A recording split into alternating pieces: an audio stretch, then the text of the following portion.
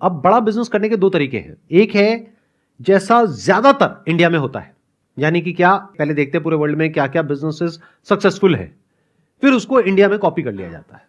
इस तरीके में दिक्कत यह है कि ये कहने के लिए तो बड़ा हो जाता है बट एक्चुअल में बड़ा नहीं है, क्योंकि ये सिर्फ इंडिया तक सीमित रहता है। ग्लोबली हम उनसे कॉम्पीट नहीं कर सकते, क्योंकि जिसकी हम कॉपी कर रहे हैं वो हमसे बहुत बड़ा है। तो हम उसके ऐसा बनने की कोशिश तो कर सकते हैं, लेकिन उससे कभी कॉम्पीट नहीं कर सकते। और फिर जब वो खुद इंडिया में आता है, वो प्लेयर जिसके हमने कॉपी करके इंडिया में एक बिजनेस मॉडल खड़ा किया, तो उसके पास में इतना पैसा होता है और इतना एक्सपीरियंस होता है और वो इतना इवॉल्व हो चुका होता है कि वो आ करके बड़ी जल्दी मार्केट को कैप्चर कर लेता है। तो मैं जब बड़े बिजनेस की बात कर रहा हूं तो मैं बात कर रहा हूं एक ऐसे बिजनेस की जो इंडिया से शुरू होगा और पूरे वर्ल्ड को कैप्चर करेगा। अब ये बिजनेस मॉडल आया कहां से? देखो, एक प्रॉब्लम है, चाहे वो मेरी कंपनी हो, चाहे किसी की भी कंपनी हो, चाहे वो कोई प्रोडक्ट हो, चाहे सर्विस हो, हमें पता करना होता है कि मार्केट में जो कस्टमर है वो हमारे बारे में क्या सोचता है। उसी के अकॉर्डिंग नए प्रोडक्ट्स लॉन्च किए जाते हैं, उसी के अकॉर्डिंग एग्जिस्टिंग प्रोडक्ट्स में चेंजेस करे जाते हैं, उसी के अकॉर्डिंग प्राइसेस में चेंजेस होने चाहिए। और हमें सिर्फ ये नहीं समझना कि हमारे प्रोडक्ट और सर्विस में क्या सही हो रहा है, हमें ये भी समझना पड़ेगा जो हमारे कॉम्पिटिटर्स हैं उसमें क्या सही हो रहा है और क्या गलत हो रहा है। ये प्रॉब्लम हमने भी फेस करी अभी कुछ साल पहले, जब हमारे बिजनेस में थोड़ा सा डाउनफॉल आया, तो फिर हमने क्या किया, अपनी पूरी टीम को भेजा इंडिया के अलग अलग पार्ट्स में हमारे जितने भी कस्टमर्स हैं उनसे मिलने के लिए। वो पर्सनली गए, उनसे मिले, जा करके समझा, फिर उसकी हमने पूरी एक रिपोर्ट तैयार करी। इस पूरी प्रोसेस में 3 महीने लग गए और फिर जा करके मेरे को क्लैरिटी आई कि एग्जैक्टली प्रॉब्लम हो क्या रही है। क्योंकि जैसा हम सोचते हैं प्रॉब्लम है और जो एक्चुअल में होती है उसमें जमीन आसमान का फर्क होता है।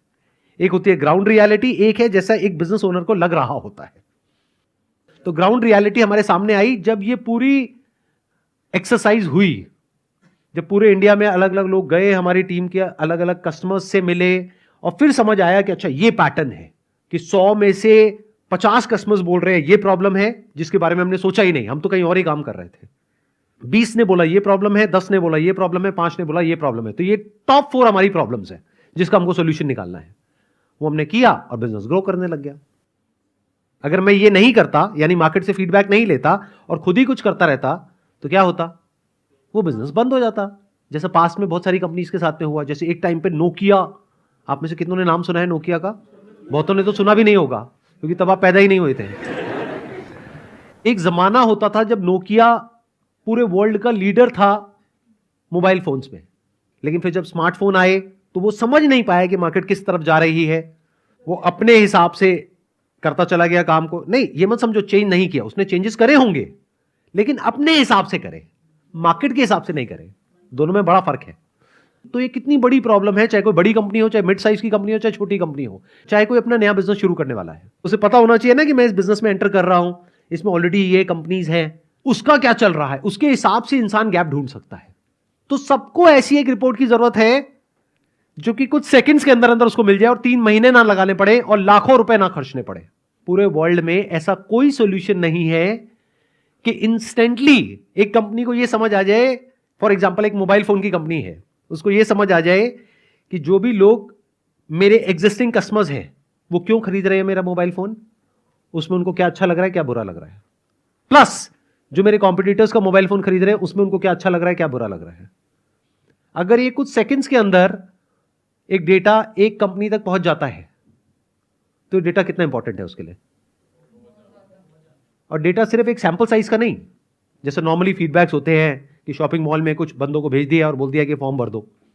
बहुत बार तो वो जो पर्सन होता है वो खुद ही फॉर्म भर के आगे सबमिट कर देता है, उल्टे पुल्टे साइन करके कि लो जी हो गया फीडबैक।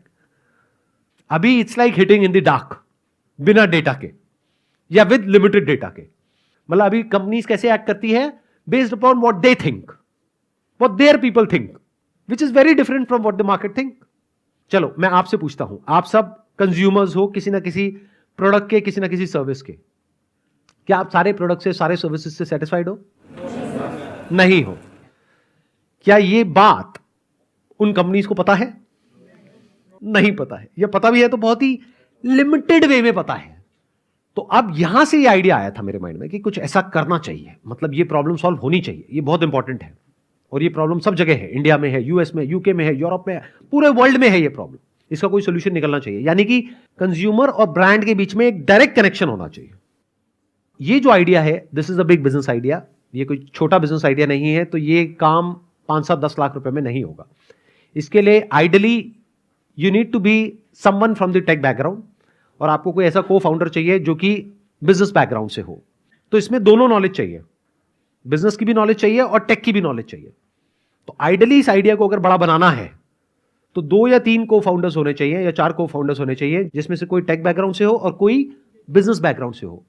फॉर एग्जाम्पल, किसी ने IIT से इंजीनियरिंग कर रखी है और किसी ने IIM से MBA किया हुआ है। अब ये दोनों साथ में आ गए और कहा कि अब हम मिल करके कुछ बनाते हैं। इसमें हमें क्या करना है कि एक प्लेटफॉर्म बनाना है। उस प्लेटफॉर्म पे आप सब जो कंज्यूमर्स हो, आप जाओगे, वहां पे अलग अलग प्रोडक्ट कैटेगरीज होंगी, उन प्रोडक्ट कैटेगरीज के अंदर ब्रांड्स होंगे। मान लो स्मार्टफोन एक प्रोडक्ट कैटेगरी है, उसके अंदर जितने भी स्मार्टफोन के ब्रांड्स हैं उन सबके नाम आ गए।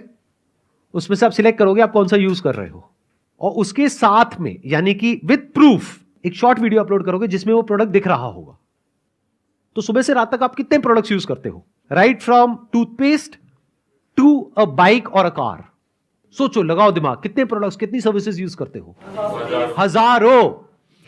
आपको क्या करना है, एक प्लेटफॉर्म है, एक वीडियो रिकॉर्ड करी, प्रोडक्ट कैटेगरी को सिलेक्ट किया, मानो स्मार्टफोन, उसमें से जो स्मार्टफोन आप यूज कर रहे हो उसको सिलेक्ट किया, और उसके लिए पहले से, इसीलिए मैंने कहा ना कि ऐसा भी पर्सन चाहिए जो बिजनेस की अंडरस्टैंडिंग हो, यानी जिसने MBA किया हो।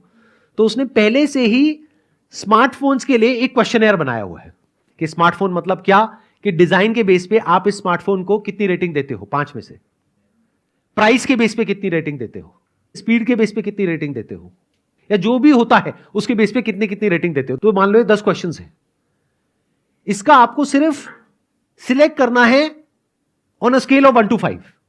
अब सवाल उठेगा आप ये क्यों करोगे, इतना वेला टाइम किसके पास में है, उस पर अभी मैं आऊंगा। रुक जाओ आराम से सुनना। आपको क्या करना होगा एज कंज्यूमर, चाहे आप एक स्टूडेंट हो, चाहे जॉब कर रहे हो, चाहे बिजनेस कर रहे हो, फ्री टाइम आपके पास में होता है, वीकेंड्स होते हैं, इवनिंग का टाइम होता है, आपको एक एक करके जो भी हजारों प्रोडक्ट्स और सर्विसेज आप यूज कर रहे हो उसका आपको फीडबैक देना है। उसका क्वेश्चनर पहले से रेडी है, जो प्लेटफॉर्म पहले से रेडी कर चुका है। जैसे आपने सिलेक्ट किया स्मार्टफोन में ये पर्टिकुलर प्रोडक्ट, तो उसका क्वेश्चनर आ गया कि on the basis of this आप कितनी रेटिंग देते हो। तो वो आपने रेटिंग दी, प्लस अपनी एक वीडियो आप अपलोड करोगे अपने मोबाइल से उस ऐप में। उस वीडियो में क्या होगा, आप शॉर्ट में बताओगे जो आप उस प्रोडक्ट के बारे में लाइक करते हो और एक चीज जो आप उसके बारे में डिसलाइक करते हो। अब आपको ये सुनने में छोटा लग रहा होगा, बट कंपनी के पॉइंट ऑफ व्यू से कितना इंपॉर्टेंट है data, you can't even imagine in the wildest of your dreams. जो उस कंपनी का CEO है या मार्केटिंग हेड है या मार्केटिंग की पूरी टीम है, एडवर्टाइजिंग की टीम है, एड एजेंसी है, उनके लिए डेटा कितना इंपॉर्टेंट है, कितना वैल्यूएबल है, और स्पेशली अगर उनके कॉम्पिटिटर्स का भी मिल जाए। अब एक प्लेटफॉर्म के लिए, यानी कि इस बिजनेस के लिए, यानी कि मेरे लिए एक चैलेंज है that it has to be a win win win situation for everybody. यानी कंज्यूमर के लिए जो फीडबैक दे रहा है उसके लिए भी ये बेनिफिशियल होना चाहिए, प्रोडक्ट या सर्विस है, ब्रांड है, उसके लिए भी बेनिफिट होना चाहिए, प्लस मैं प्लेटफॉर्म हूं, मेरे लिए भी बेनिफिट होना चाहिए। अगर किसी एक के लिए भी बेनिफिशियल नहीं है तो ये बिजनेस मॉडल लंबे टाइम तक नहीं चलेगा, बंद हो जाएगा।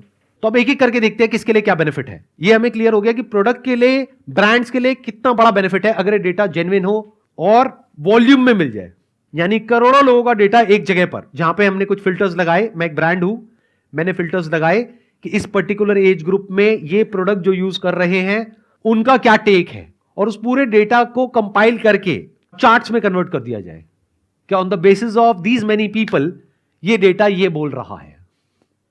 तो ब्रांड के लिए तो ये बहुत कमाल का डेटा हो गया, नंबर 1।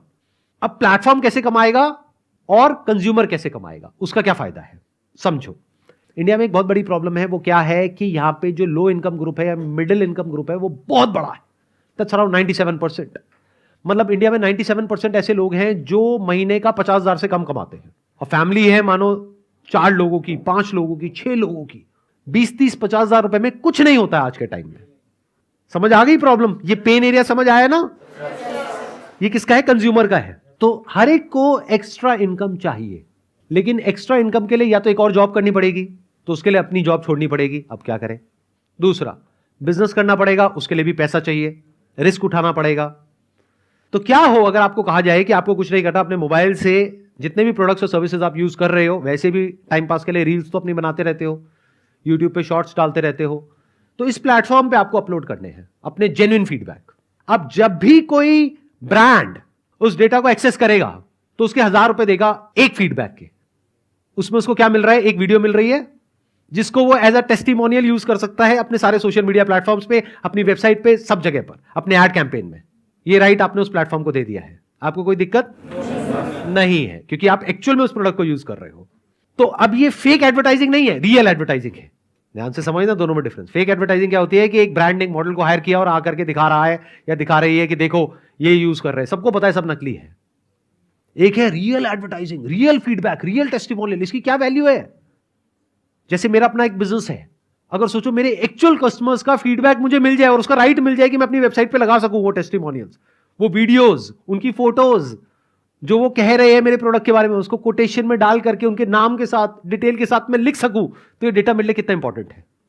इससे ट्रस्ट बिल्ड होता है। तो क्या इसके लिए ब्रांड 1000 रुपए एक फीडबैक का दे सकता है? नहीं दे सकता है, बड़े आराम से दे सकता है। और क्या वो एक फीडबैक लेगा या फिर कुछ फिल्टर्स लगाने के बाद में, मानो इस पर्टिकुलर मोबाइल के इस पर्टिकुलर सिटी में इस पर्टिकुलर एज ग्रुप में मानो 1000 फीडबैक्स आ रहे हैं, तो क्या वो उन 1000 में से रैंडमली एक फीडबैक लेगा? क्योंकि वो देख नहीं सकता जब तक वो पे नहीं करेगा। या फिर वो 1000 के 1000 ले लेगा और उसके साथ में उसको डेटा माइनिंग भी मिलेगी, इन द सेंस कि उस 1000 का जैसे ही वो परचेज करेगा, उस 1000 के पूरे डेटा को वो इंटेलिजेंटली देख सकता है कि 1000 में से 600 लोग ये बोल रहे हैं, 200 लोग ये बोल रहे हैं, 100 लोग ये बोल रहे हैं, इन पैरामीटर्स के बेस पे, और इन 1000 के 1000 लोगों का उसको वीडियो मिल जाएगा। तो उसने कितना पे किया प्लेटफॉर्म को? 1000 इंटू 1000, 10 लाख रुपए। इस 10 लाख रुपए में से 5 लाख रुपए यानी कि 50% लोगों में बढ़ जाएगा जिन्होंने अपना फीडबैक दिया। यानी कि आपको एक फीडबैक का जो आपने दिया उसका आपको 500 रुपए मिला। अब कौन इसको डाउनलोड करेगा इन फीडबैक्स को? अब आपको यह पूछना है, ध्यान से सुनो। एक, जिस कंपनी के बारे में आप फीडबैक दे रहे हो वो तो करेगा ही करेगा, दूसरा उसका कॉम्पिटिटर करेगा। अगर आप एक पर्टिकुलर ब्रांड का स्मार्टफोन यूज कर रहे हो तो किसका ज्यादा इंटरेस्ट होगा उस फीडबैक में? क्या उसका खुद का ब्रांड का या उसके कॉम्पिटिटर्स का? कि आप मेरा प्रोडक्ट क्यों नहीं खरीद रहे, उसका क्यों खरीद रहे हो, देखो तो सही। तो सिर्फ वो नहीं खरीदेगा आपके फीडबैक को, सारे कॉम्पिटिटर्स खरीदेंगे, प्लस जो लोग उस मार्केट में एंटर करना चाहते हैं वो भी खरीदेंगे। जैसे कोई कॉस्मेटिक कंपनी है, अब इंडिया में कितनी कॉस्मेटिक कंपनीज हैं? हजारों। तो ये हजारों कंपनीज के लिए डेटा बहुत इंपॉर्टेंट है कि समझना कि ये जो लीडर है इस पर्टिकुलर फील्ड में, इसके प्रोडक्ट्स क्यों यूज हो रहे हैं। या फिर कोई ऐसी कंपनी जो कि इतना बड़ा ब्रांड नहीं है लेकिन उसकी टर्नओवर उस बड़ी कंपनी से भी ज्यादा है, ऐसा क्यों हो रहा है? तो उस बड़ी कंपनी को भी समझ आएगा, उस छोटी को भी आएगा, और जो कंपनी घुसने वाली है उनको भी आएगा, बाकी सबको भी आएगा। तो एक फीडबैक बहुत बार डाउनलोड हो सकता है। और आपके कितने फीडबैक्स हो सकते हैं? बहुत सारे। तो अगर महीने का, पेसिमिस्टिकली बात करूं, ऑप्टिमिस्टिकली ना करूं कि आपको लाखों रुपए आ जाएंगे, ये हो जाएगा, वो हो जाएगा, ये बकवास ना करूं, मैं आपको ये कहूं महीने का ये सब करके आपको जो भी आप कमा रहे हो, मानो 20-25 हजार रुपए, 30 हजार रुपए, 50 हजार रुपए कमा रहे हो, आपको महीने का 2-3 हजार रुपए, 4 हजार रुपए भी आने लग जाता है। बुरा है क्या? तो क्या हम इंडिया की एक बहुत बड़ी प्रॉब्लम सॉल्व नहीं कर रहे हैं? क्या हम ब्रांड की एक बहुत बड़ी प्रॉब्लम सॉल्व नहीं कर रहे हैं? अब एज अ प्लेटफॉर्म मेरा क्या बेनिफिट है इसमें? सोचो, लगाओ दिमाग। क्योंकि 50% आपको दिया, जो पैसा आया उसमें से 50% किसके पास आया? प्लेटफॉर्म के पास में आया। प्लेटफॉर्म की कॉस्ट क्या है? लगाओ दिमाग। क्या मेरी कोई एडवर्टाइजिंग कॉस्ट है, मार्केटिंग कॉस्ट है? नहीं। क्यों? क्योंकि शुरू शुरू में मेरे को थोड़ा बहुत एडवर्टाइज करना होगा, लेकिन जब वर्ड ऑफ माउथ फैलेगा, यानी जब लोगों को थोड़ा पैसा भी आना शुरू होगा, तो बात जंगल में आग की तरह फैलेगी। यानी जिस दिन आपको 2000 रुपए का भी चेक आ गया, उस दिन ना तो आप रुकने वाले हो, ना आपके घर वाले रुकने वाले हैं। सही कह रहा हूं, गलत कह रहा हूं? क्योंकि पैसे से बड़ा मोटिवेशन और कुछ नहीं है। जब पैसा आता है बैंक अकाउंट में, तो आपके पिताजी कहेंगे, बेटा ये कैसे आया? मैंने ना ऐसे ऐसे करके ये वीडियो बनाई थी, ये किया, ये तो मैं भी कर सकता हूं, ठीक है कर लेते। पैसा किसको नहीं चाहिए? ये हो गया कंज्यूमर के एंड से। अब प्लेटफॉर्म के एंड से देखते हैं क्या गेम बनता है। इस प्लेटफॉर्म में जो कॉस्ट आने वाली है वो वन टाइम आने वाली है। एक बार ये प्लेटफॉर्म बिल्ड हो गया तो उसके बाद में इसकी मेंटेनेंस की कॉस्ट बहुत ज्यादा नहीं है। ना तो हमें कोई प्रोडक्ट खरीदना है, ना बेचना है, ना कुछ शिप करना है, सब कुछ ऑनलाइन है। तो जो जियोग्राफिकल बैरियर्स होते हैं वो टूट गए। यानी कि इसमें कोई भी इंसान किसी भी दुनिया के कोने से अपना फीडबैक अपलोड कर सकता है और कोई भी कंपनी कहीं से भी एक्सेस कर सकती है। तो right from day one we can have the vision to capture the entire globe. इसको बोलते हैं बड़ा बिजनेस। ये प्रॉब्लम सिर्फ इंडिया की नहीं है, पूरे वर्ल्ड की है। तो पूरे वर्ल्ड से इस प्लेटफॉर्म पे कोई भी आ सकता है। जैसे आप लोग यूएस की कंपनीज हैं, फेसबुक, गूगल, इंस्टाग्राम, यूट्यूब, उन सबको इंडिया में यूज कर रहे हो ना, तो हमारी इंडियन कंपनी को क्या कोई यूएस में यूज नहीं कर सकता है? क्या हमारे पास में इंजीनियर्स की कमी है? अगर हम एक ऐसा प्लेटफॉर्म डेवलप करना चाहें जो वर्ल्ड क्लास हो, क्या हम नहीं कर सकते? क्या अभी ये जो प्लेटफॉर्म्स है इसको हम डेवलप नहीं कर रहे हैं? इनफैक्ट हमारी जो सॉफ्टवेयर कंपनीज हैं, हमारी जो टेक कंपनीज है इंडिया की सबसे बड़ी, वो यही तो कर रही है। तो वो क्या कर रही है? Job work. मैं किसकी बात कर रहा हूं? मैं बात कर रहा हूं एक ऐसा प्लेटफॉर्म खड़ा करने की जो वर्ल्ड क्लास हो, जो पूरे वर्ल्ड को कैप्चर कर सके। अगर सिर्फ इंडिया की बात करी जाए, सिर्फ बड़ी कंपनीज के बारे में बात करते हैं, 10,000 कंपनीज जो बड़ी कंपनीज हैं और मिड साइज की कंपनीज हैं और एडवर्टाइजिंग एजेंसीज हैं, सिर्फ वो यूज करती है इस प्लेटफॉर्म को फेज 1 में। छोटी छोटी कंपनीज नहीं करती, वो कहती है हम 1,000 रुपए भी नहीं दे सकते। कोई बात नहीं, तो मान करके चलते हैं जो टॉप 10,000 कंपनीज हैं वो सिर्फ महीने के 100 feedbacks on an average download करती है। तो कितना हो गया एक महीने का? 10,000 इंटू 100 यानी कि 10 लाख इंटू 1,000 करोड़, यानी कितना हो गया? 100 करोड़ रुपए एक महीने का। साल का कितना हुआ? 1200 करोड़। 1200 करोड़ में से कितना बट गया पब्लिक में? 600 करोड़। उसमें से उस कंपनी का खर्चा कितना आया? जैसे आजकल जो स्टार्टअप्स हैं वो क्या कर रहे हैं, बिजनेस मॉडल ऐसा बनाते हैं कि 10 साल तक पैसा लगाना पड़ता है, उसके बाद में शायद जाकर के कहीं प्रॉफिट आता है। 10 साल तक लॉस है। मैं क्या बात कर रहा हूं, एक ऐसा बिजनेस मॉडल जो 2 से 3 साल में, मैक्सिमम 4 साल में प्रॉफिटेबल हो। क्योंकि जब 1200 करोड़ की टर्नओवर हुई तो 600 करोड़ तो बट गया, और जो हमारी कॉस्ट आई उस प्लेटफॉर्म को मेंटेन करने की, सैलरीज की, इसकी उसकी, क्योंकि इसमें बहुत बड़ी टीम नहीं चाहिए, इसमें टेक चाहिए, तो 100 करोड़ वो निकाल दो, बचा कितना? 500 करोड़। अब एक ऐसा बिजनेस जिसका इतना बड़ा पोटेंशियल है, उसका पीई मल्टीपल क्या होगा? पीई मल्टीपल होता है प्राइस टू अर्निंग रेशियो। ऐसी कंपनी का पीई मल्टीपल होगा कम से कम भी 40 से 50। तो अगर 40 का पीई मल्टीपल है, 500 करोड़ को 40 से मल्टीप्लाई करते हैं तो उसकी वैल्यूएशन हो गई 20,000 करोड़। और ये इस कंपनी का एंड नहीं है, ये सिर्फ इस कंपनी का एक स्टार्टिंग पॉइंट है। बड़ी कब होगी? जब ये पूरे वर्ल्ड में फैल जाएगी, तब इसका असली जो पोटेंशियल है वो अनलॉक हो जाएगा। सर जो कस्टमर है वो एक दिन रिव्यू दे रहा है, 2 दिन रिव्यू दे रहा है, लगातार मतलब 1-2 महीने दे रहा है, फिर वो लगातार देता क्यों रहेगा अगर उसे लगातार पैसे नहीं मिले तो? ये बहुत अच्छा पॉइंट है जो आपने रेज किया। इसको बोलते हैं चिकन एंड एग प्रॉब्लम। मतलब ये कि जब तक लोग इस पे अपने फीडबैक्स अपलोड नहीं करेंगे तब तक बड़े ब्रांड्स नहीं आएंगे, जब तक ब्रांड्स आकर के पे नहीं करेंगे तब तक कंज्यूमर नहीं आएगा। ये प्रॉब्लम हर मार्केट प्लेस फेस करती है, हर सोशल मीडिया प्लेटफॉर्म फेस करता है, इनफैक्ट हर प्लेटफॉर्म फेस करता है। इन अदर वर्ड, जब तक यूट्यूब पे कंटेंट नहीं होगा कोई देखेगा नहीं, जब तक कोई देखेगा नहीं ऐड नहीं चलेगी, ऐड नहीं चलेगी तो क्रिएटर को पैसा नहीं मिलेगा, पैसा नहीं मिलेगा तो कब तक अपलोड करेगा। लेकिन अगर ये काम कंपनी तेजी से नहीं कर पाई तो उसके लिए प्रॉब्लम हो जाएगी। जैसे हमारे लिए ये काम करना बहुत आसान है, अगर मैं खुद ये बिजनेस करूं तो मेरे लिए तो बहुत आसान है। क्यों? मेरी कंज्यूमर रीच क्या है? अगर मैं बात करूं अपनी कंज्यूमर रीच की, तो मेरी कंज्यूमर रीच क्या है? Not 27 million, my consumer reach is more than 50 million. क्योंकि अभी आपने सिर्फ यूट्यूब की बात करी, अगर आप पूरे सारे प्लेटफॉर्म्स को कंबाइन कर दो और डायरेक्टली और इनडायरेक्टली कंबाइन कर दो, क्योंकि मेरा एक नेटवर्क है पूरा का पूरा, अगर मैं आज चाहूं तो सिर्फ अपने प्लेटफॉर्म के थ्रू नहीं, जिसको कहूंगा वो इन्वाइट करने के लिए तैयार बैठा है मेरे को अपने प्लेटफॉर्म पे, तो मेरी इनडायरेक्ट रीच अगर आप बात करोगे तो वो कम से कम भी नहीं तो 10 करोड़ है। मेरे ट्रस्ट के बेस पर कम से कम भी नहीं तो 10 लाख लोग आ जाएंगे प्लेटफॉर्म पे, जो आकर के अपने फीडबैक्स डालने लग जाएंगे। तो एक प्रॉब्लम हमारी सॉल्व हो गई। दूसरी प्रॉब्लम, क्लाइंट्स कहां से आएंगे? इमेजेस बाजार में हमारे क्लाइंट्स कौन है? छोटे मोटे बिजनेसेस या फिर जो बड़े बिजनेसेस हैं और जो बड़ी एजेंसीज हैं। जितने भी बड़े ब्रांड्स हैं इंडिया में, जितनी भी बड़ी कंपनीज हैं इंडिया में, वो सब ऑलरेडी हमारे कस्टमर्स हैं। तो हमारी ये प्रॉब्लम भी सॉल्व हो गई। उनके साथ में ऑलरेडी हमारी एक रिलेशनशिप है। तो मुझे प्लेटफॉर्म बनाना है, आप लोगों को बताना है ये प्लेटफॉर्म है जहां से आप कमा सकते हैं। इधर से उन एजेंसीज को बताना है जो ऑलरेडी हमारे कस्टमर्स हैं, जिनके साथ ऑलरेडी हम बहुत अच्छा बिजनेस कर रहे हैं, कि देखो आपके बेनिफिट के लिए ये भी हमने इंट्रोड्यूस किया है, और उसको हम प्रमोट कर देंगे अपने प्लेटफॉर्म से। तो वहां पे एक झटके में हमारे पास ब्रांड्स भी आ जाएंगे और कंज्यूमर्स भी आ जाएंगे। तो ये चिकन एंड एग वाली प्रॉब्लम सॉल्व हो गई। तो जो इंसान इसको करेगा, क्योंकि मैं तो नहीं करूंगा, मेरा इंटरेस्ट नहीं है, यानी दुनिया का सबसे अमीर आदमी बनने में, वॉट एवर, मेरा इस सब में कोई इंटरेस्ट नहीं है। तो जिसका भी इंटरेस्ट है उसको दोनों प्रॉब्लम सॉल्व करनी पड़ेगी। पहली, उसको बहुत सारे कंज्यूमर्स तक पहुंचना पड़ेगा, तो उसका तरीका क्या है? उसको इन्फ्लुएंसर्स के थ्रू पहुंचना पड़ेगा। प्लस ब्रांड्स के लिए भी उसके पास में एक सेल्स टीम और मार्केटिंग टीम होनी चाहिए जो कि उन ब्रांड्स को अप्रोच करे।